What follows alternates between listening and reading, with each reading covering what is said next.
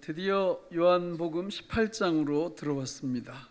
17장은 예수님께서 대제사장으로 본인을 위해서 그리고 당신의 백성들을 위해서 하나님 아버지 앞에 기도하는 아주 중요한 내용이었습니다. 한마디로 요약을 하면 연합에 대한 말씀, 연합에 대한 기도였죠.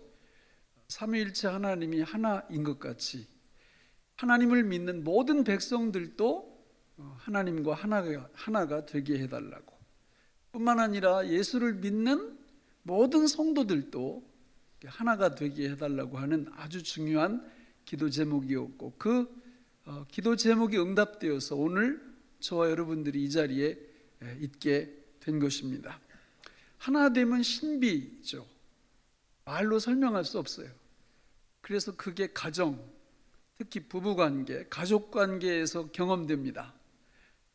또 교회, 믿음의 공동체 안에서 경험됩니다. 이걸 경험할 때 천국이라고 말하는 거예요. 교회에 왜 소그룹들이 있습니까? 왜 구역 모임을 만들어 놓죠? 왜 남녀 전도회 모임을 만들어 놓습니까? 왜 여러 가지 소그룹들을 만들어 놓는 거죠? 천국을 경험하기 때문에. 만약에 거기 동참을 않고 나홀로 신앙을 계속 유지하면 어떻게 되겠습니까? 제가 예언할 수 있어요. 그 공동체로부터 떨어져 나갑니다. 시편 23편에 보면 여호와 하나님을 목자라, 그 하나님을 섬기는 백성들을 양으로 표현합니다. 양들은 목자 아래 있어야 되고 절대 혼자 떨어져 있으면 큰일 납니다. 이리 때가 와서 금방 집어 삼키죠. 제가 20여 년 동안 우리 교회에서 목회하면서 목회의 방향이 자꾸 바뀌고 있어요. 지금까지는 이렇게 말씀대로 이렇게 안 살아도 상처받을까 봐 말을 못했어요. 그런데 말을 안 하니까 결국은 떠나는 거예요, 교회를. 그러니까 우리 교회 떠나서 다른 교회로 가면 괜찮아요. 거기도 하나님 계시니까. 근데 다른 교회도 안 가요. 그냥 신앙 자체를 포기해버리는 겁니다. 그래서 바꿨어요. 앞으로는 잘못하면 분명히 이야기를 할 겁니다. 그렇게 하면 큰일 난다고.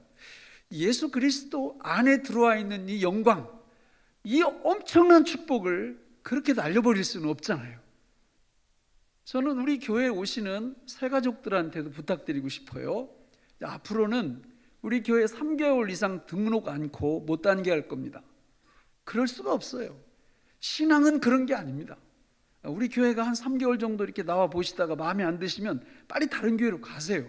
계속 적도 없이 한도 끝도 없이 다니시면 안 됩니다. 이리에 모기가 됩니다. 큰일 나는 겁니다. 홀로 떨어져 있으면 안 되는 거예요. 함께 공동체를 이루어야죠. 또 주님께서 맡겨주신 이 위대한 동역을 같이 해야죠. 그런데 그런 것들 전혀 외면하고 그냥 혼자 예배만 드리고 혼자 은혜만 받고 오래 못 갑니다. 결국은 하나님을 떠나게 됩니다. 요한복음 17장은 바로 연합에 대해서 하나님께서 이렇게 강조하고 있다는 거예요. 그 연합이 제대로 되면 이 땅 위에서 살면서도 천국을 경험하고 하나님의 나라를 체험하게 되어 있거든요. 저는 이런 축복이 우리 모두에게 임하기를 주님의 이름으로 축원합니다. 드디어 우리 주님께서 이제 그 대제사장적 기도를 마치고 드디어 18장 1절 2절 어디로 가시는지 같이 한번 읽어볼까요? 시작. 예수께서 이 말씀을 하시고 제자들과 함께 기드론 시내 건너편으로 들어가시니라. 그곳은 가끔 예수께서 제자들과 모이시는 곳이므로 예수를 파는 유다도 그곳을 알더라. 자, 예수님이 움직이세요. 그런데 어디로 움직이시느냐면 기드론 시내 건너편으로. 이게 오늘 설교 제목입니다. 내년 1월 달에 우리 성지순례 가면 여기 갈 거예요. 기드론 시내 건너편은 감람산입니다. 그러니까 예수님께서 감람산으로 이렇게 나가시는 거예요. 그런데 감람산으로 나가시는 이 일이 원래 그 사람들의 일상입니다. 이게 그 감람산으로 이렇게 건너갔다 왔다. 이게 우리도 이 다음에 가잖아요. 1월 달에 거기 건너갔다 왔다 이렇게 할 거거든요. 그런데 요 말을 이렇게 기록을 했는데 이게 뭔가 의미가 있지 않겠나 찾아보니까 그냥 적어놓은 게 아니에요. 기드론 시내 건너편으로 그냥 가셨다 이런 뜻이 아니라 뭔가를 염두에 두고 이 말씀을 기록해 놨는데, 구약 성경에 가서 이 말씀을 찾아봤더니 사무엘하 15장에 똑같은 말이 나옵니다. 거기. 자, 제가 읽어볼 테니까 들어보세요. 다윗이 이때에게 이르되 앞서 건너가라 하매 가드 사람 이때와 그의 수행자들과 그와 함께 한 아이들이 다 건너가고 온 땅 사람이 큰 소리로 울며 모든 백성이 앞서 건너가매 왕도 기드론 시내를 건너가니 건너간 모든 백성이 광야길로 향하니라. 이렇게 기록되어 있어요. 사무엘하 15장은 우리가 아는 분들은 잘 아시죠? 거기 반란 사건이 일어나요. 다윗 왕의 아들이었던 누가요? 압살롬. 이름도 그렇게 치면 안 돼요, 그죠? 압살롬 같으니라고. 아니 반항할 게 따로 있지. 아버지 왕권을 뺏으려고 군대를 모아가지고 그렇게 반역을 일으켜요? 그래가지고 그 세가 너무 많아. 그리고 그 압살롬에게 붙었던 제갈공명 같은 인물이 있는데 아히도벨이라는 사람이 이 머리가 기가 막혀가지고 모든 반란의 계획을 설계하고 계획을 다 짰어요. 그래가지고 군대를 모아서 백성을 모아서 아버지를 몰아내고 왕이 되려고 그러는데 힘이 너무 크니까 다윗이 어떻게 해요? 지금 도망을 치는데 어디를 건너 도망쳐요? 기드론 시냇가를 건너서 도망을 치는 거예요. 그러니까 그 말씀하고 요 말씀하고 같이 관련성이 있다 그 말입니다. 그래서 뭐가 관련성이 있냐 보니까 그 반란군의 수괴가 둘이죠. 하나는 다윗 왕의 아들인 압살롬이고 또 하나는 아히도벨이에요. 그런데 이 사람들이 나중에 이겨요, 져요? 집니다. 질 뿐만 아니라 이 사람들이 어떻게 돼요? 다 어떻게 죽어요? 나무에 달려 죽어요. 압살롬도 도망치다가 머리가 나무에 척 걸려가지고 대롱대롱 매달려 있을 때 요압과 그 군대들이 가서 창으로 찔러서 죽이고, 아히도벨도 자기 전략이 압살롬한테 이렇게 제안을 했는데 안 받아들여줘요. 그러자 그냥 보따리 싸갖고 고향으로 가서 목매달아 죽습니다. 결국 뭡니까? 다윗이 처음에는 불리한 것 같았죠. 그래서 기드론 시내를 건너서 피난을 갔는데 나중에 보니까 다윗이 승리하는 그런 구도거든요. 마찬가지예요. 오늘 또 예수님이 기드론 시내를 왜 건넙니까? 이제 죽으러 건너는 거예요, 예수님도. 근데 죽음으로 끝나는 것이 아니라 예수님은 거기서 부활하시죠. 뿐만 아니라 누구를 죽입니까?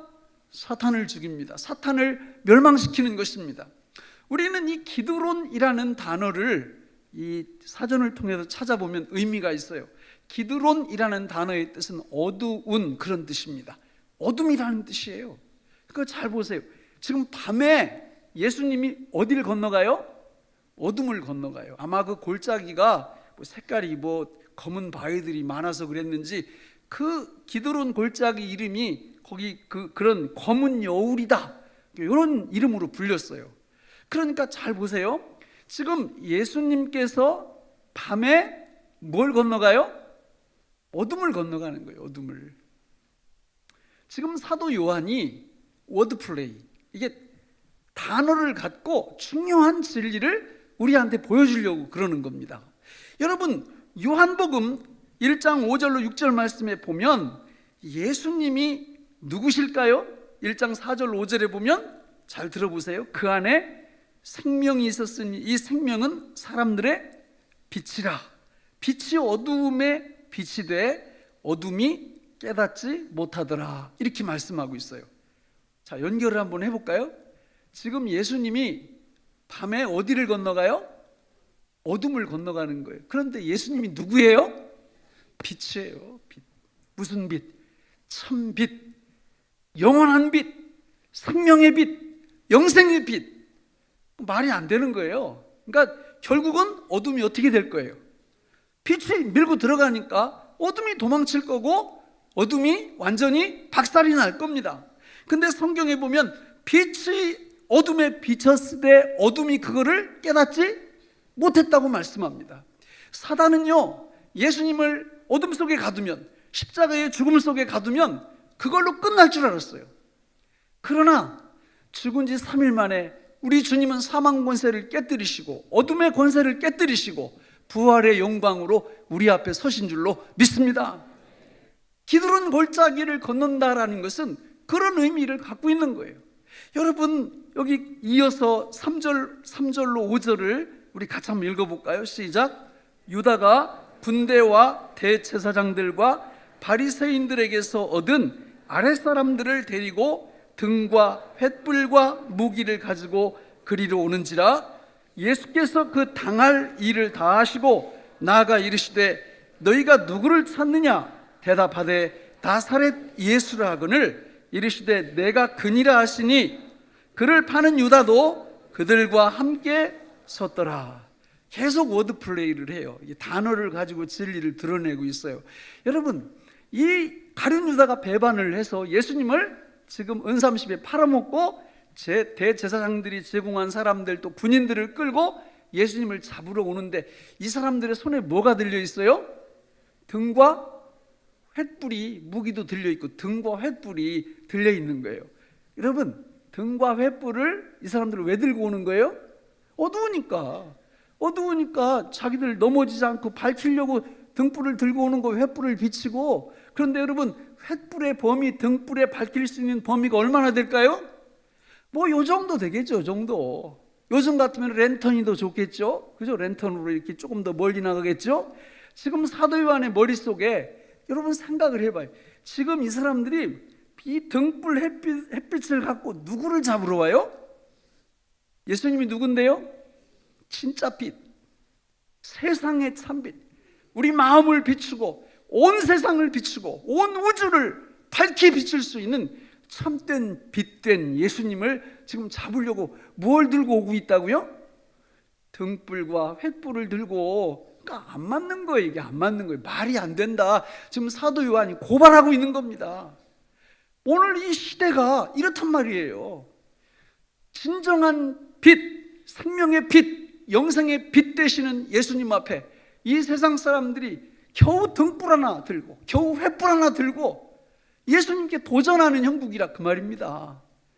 어떤 사람들은 권력, 어떤 사람들은 돈 몇 푼, 어떤 사람들은 이런 거 가지고 우리 주님 앞에 도전을 하는 거예요. 말이 안 되는 거죠. 그걸 지금 사도 요한은 지금 이 비유적으로 상징적으로 우리한테 보여주고 있는 거예요. 그래서 6절 7절을 같이 한번 읽어볼까요? 6절 7절 시작. 예수께서 그들에게 내가 그니라 하실 때에 이에 다시 누구를 찾느냐고 물으신데 그들이 말하되 나사렛 예수라 하거늘. 너무 재밌잖아요, 그죠? 너네들 누구 찾아? 그러니까 나사렛 예수를 찾는다. 그러니까 내가 그니라. 그러니까 어떻게 됐다고요? 붕 날라서 저만큼씩 나가 떨어진 거예요. 이렇게. 네? 나 같으면, 여러분 같으면 어떻게 있을 것 같아요? 예수님은 무슨 능력까지 있어요? 죽일 수도 있어요. 그렇잖아요. 그까지 그냥 다 죽일 수도 있어요. 그런데 그렇게 안 하고 살짝 이렇게 날아가죠. 이렇게 몇 발짝 이렇게 넘어지게 만들으셨다 그 말이에요. 그게 무슨 뜻입니까? 뭐가 뭐 앞에서 사라지는 거예요?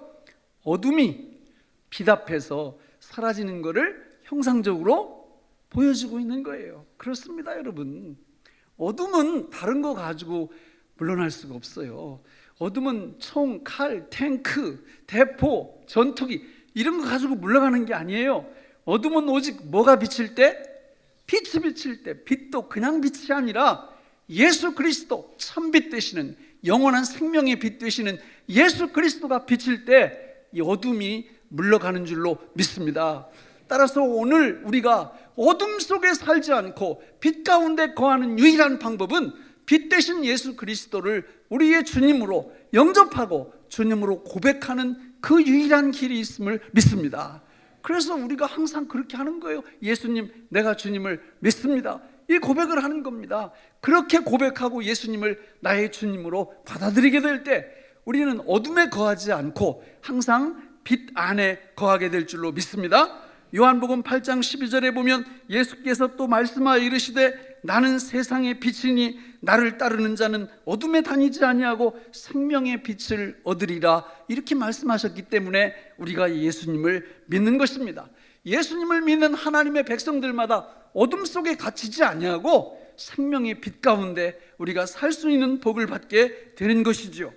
자, 8절 9절을 같이 한번 읽어볼까요? 시작. 예수께서 대답하시되 너희에게 내가 그니라 하였으니 이는 아버지께서 내게 주신 자 중에서 하나도 잃지 아니하였사옵나이다 하신 말씀을 응하게 하려 함이로라. 복음의 핵심, 복음의 엑기스가 이 안에 들어있는 거예요. 여러분, 쉽게 말하면 이런 뜻입니다. 내가 잡혀줄 테니까, 내가 이 사람들 대신 죽어줄 테니까 이 사람들 놔줘라. 요거예요. 십자가 아니에요? 복음 아니에요? 복음이 그런 거 아니에요?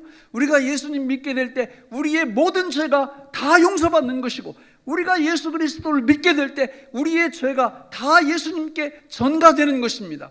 여러분, 예수님은 이 땅에 오실 때 우리처럼 70년, 80년, 100년 살다가 머리가 하얘져 가지고 이 세상 떠나가려고 오신 분이 절대 아니에요. 예수님은 이 땅에 오실 때부터 마가복음 10장 45절에 보면 인자가 온 것은 섬김을 받으려 함이 아니라 도리어 섬기려 하고 자기 목숨을 많은 사람의 대속물로 주려 함이라, 이렇게 말씀합니다. 대속물이 뭐예요? 대신 죽는 제물이라, 그런 뜻이에요. 구약 성경에 보면 수많은 양과 소들이 대속물로 죽어갔습니다. 인간의 죄 때문에 죄 없는 양과 소들이 죽어간 거예요. 그러나 그 구약 시대에 드렸던 그 제사 제물들은 이게 일시적이야. 이게 자꾸 반복되어야 돼요. 때마다 일마다 계속 죽어야 됩니다. 요 구약 제사는 바로 예수님을 미리 예표적으로 보여줬던 모형들이고, 이제 실체가 나타난 거예요. 예수님 실체. 이제 예수님이 구약에 예표되었던 모든 제사를 이제는 완성시키면서 예수를 믿는 그 누구든지 구원받게 하시려고 우리 주님이 오셔서 오늘 밤 어디를 건너가고 계세요? 기드론 시냇가 어둠의 강을, 어둠의 시내를 지금 건너가고 있다라는 겁니다. 이게 복음의 핵심, 본질인 줄로 믿습니다. 그런데 이상한 일이 하나 벌어지죠. 자, 우리 10절로 11절을 같이 읽어볼까요? 시작.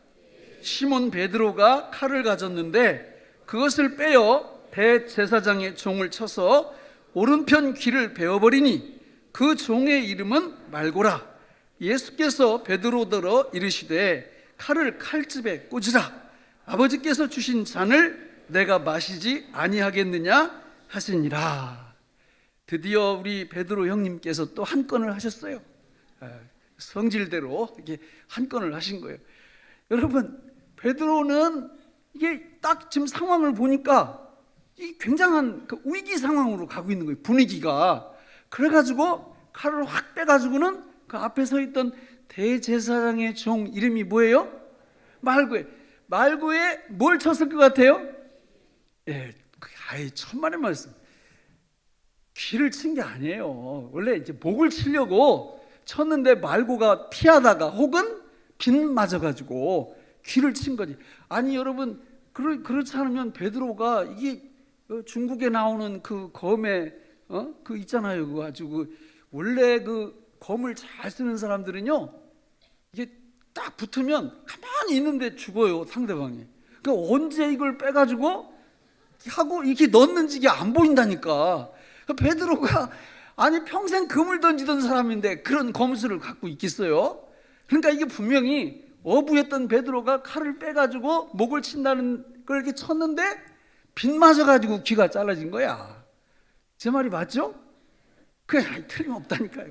뭐 이건 뭐 틀려도 지옥 가는 거 아니니까.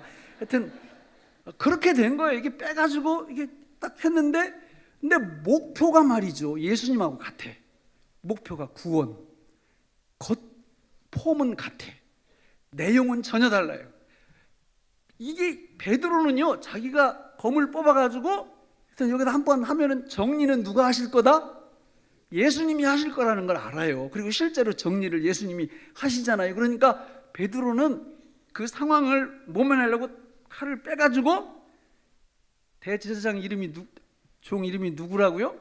말고. 그러니까 아니면 말고식으로 그냥 이렇게 한번 한 거지 뭐. 그 예수님이 이제 다른 성경에 보면 이제 예수님이 뭐라고 말씀하시느냐면, 야, 내 집에 칼을 갖고 휘두르는 사람들은 뭘로 망한다? 칼로 망한다, 이렇게 말씀을 해요. 그 얘기는 무력을 쓰는 사람이 무력으로 망한다 이런 뜻이 아니에요.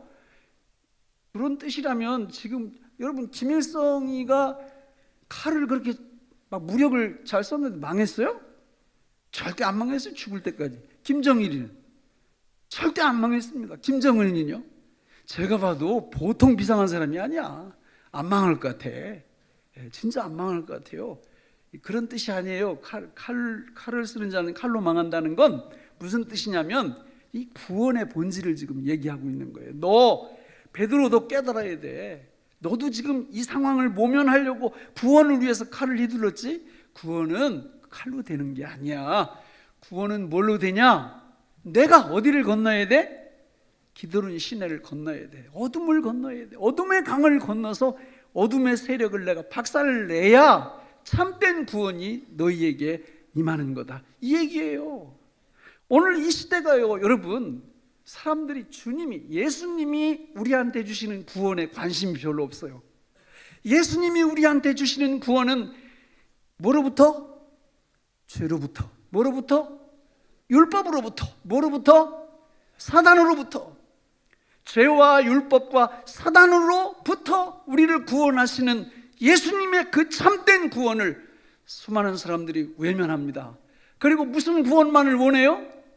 요 상황 요거 모면하려고. 내가 교회 다니면 뭐 안 되던 사업이 잘 되고, 내가 교회 다니면 아픈 몸이 그냥 벌떡벌떡 다 고침받고, 내가 교회 다니면 내 앞에 펼쳐진. 여러분, 그런 게 아니에요. 예수님 믿어도 암에 걸리는 분들 많고, 우리 교인들 중에도 예수님 믿어도 사업 부도나서 고통당하는 분들 많고, 예수 믿어도 이 세상에서 안 되는 분들 많아요. 상관없어요. 인생은 70이고 강건하면 80입니다. 참된 구원이 뭡니까? 참된 구원은 죄로부터, 율법으로부터, 사단으로부터 구원받아서 영원한 복락, 영원한 생명을 누리는 것이 주님이 우리에게 주시는 구원인 줄로 믿습니다. 인생은요, 잠깐이에요. 눈 깜빡할 새에 지나가 버리는 거예요. 요 안에서 우리가 예수 그리스도를 우리의 주님으로 믿고 영접할 때 우리 주님께서 진정한 구원을 우리에게 베풀어 주시는 줄로 믿습니다. 말씀을 맺겠습니다. 여러분, 우리 예수님은 어디를 건너셨어요? 기드론 시냇가 어둠의 강을 건너셨어요. 그리고 어둠의 강을 건너신 다음에 그 어둠의 세력에 당하신 것이 아니라 오히려 어둠의 세력인 사탄을 무릎 꿇리고 죽이고 박살내고, 그리고 3일 만에 부활하신 줄로 믿습니다. 그 증거가 뭐예요? 저와 여러분들이에요. 그 증거가 저와 여러분들이라고. 여기 여러분들이 도대체 왜 앉아 계시는 거예요? 그 예수님을 믿었더니 우리도 뭐가 된 겁니까? 빛이 된 거예요, 우리도. 그래서 예수님은 마태복음 5장 14절에서 너희는 세상의 빛이라, 산 위에 있는 동네가 숨겨지지 못할 것이요, 이렇게 말씀합니다. 예수를 믿는 하나님의 모든 백성들이 뭐라고요? 빛이라고요. 빛이 되는 게 아니에요. 빛이 되는 게 아니라고. 이미 빛이라고요. 이미 빛이라고요. 세상은 우리를 두려워합니다. 그래서 세상은 그래서 우리를 미워하는 거예요. 어둠이 우리를 미워하는 거죠. 어떤 사람들이 그러더라고. 예수님은 좋은데 예수 믿는 사람들이 꼴불견이래. 글쎄, 뒤에 있는 건 맞을지 몰라. 그럼 자기가 예수님을 믿어야지. 믿지도 않으면서 그 소리 하는 건 새빨간 거짓말이에요. 예수님을 믿는다는 건 그분을 나의 왕으로, 나의 주님으로, 나의 주인님으로 받아들이는 거거든요. 그건 안 받아들이면서 말이 안 되죠. 저는 하나님께서 이 교회를 통해서 평택을 빛의 도시로 만드는데 귀하게 쓰실 줄로 믿습니다. 여러분, 정말 우리가 빛 대신 예수 그리스도를 믿는다면 저와 여러분들이 빛이 되었기 때문에 주님과 함께 빛의 동역, 빛의 동역자들이 다 되실 줄로 믿습니다.